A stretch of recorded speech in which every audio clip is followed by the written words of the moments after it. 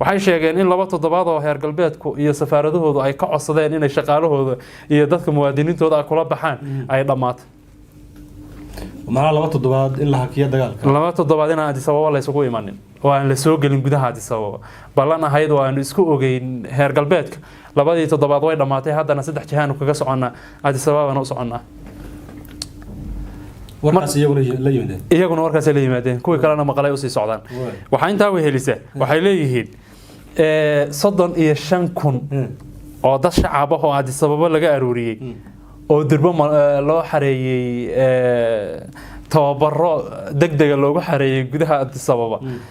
waxaan ugu baaqaynaa inay naftooda ku khamaareen dadka shacabka tababarka loo furay marka iyaguna amaan bari imaan bilaale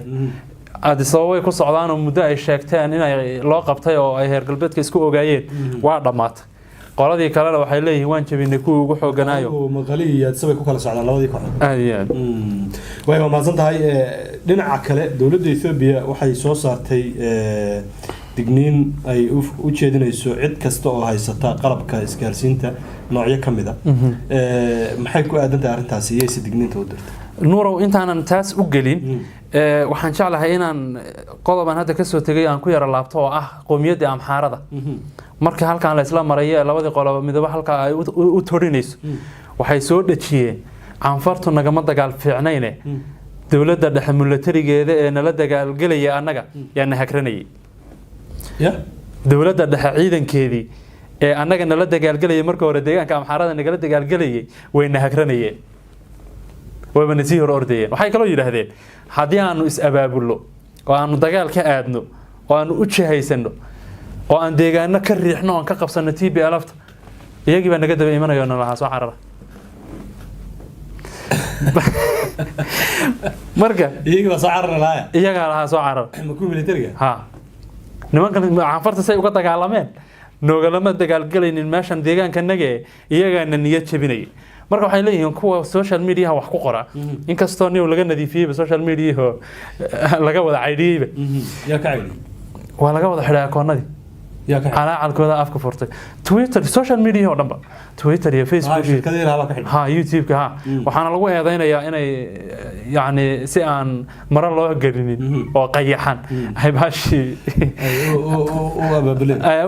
يعني وضعت أوقعنا يعني ما حيكون عند عوني سد ولد الدحيح إذا ما ذا أنا قد قالنا لما قلنا ونبتشنا ينا ونهر عرّي ها وحين ليه عن فرتنا سفي عن بالله قال يودي بهالشوا ولاقاها قربح waxay leeyihiin marka khiyaanadii aan la aamini karin ee dhisayeen ugu dhacday waa in 10 ka baranaa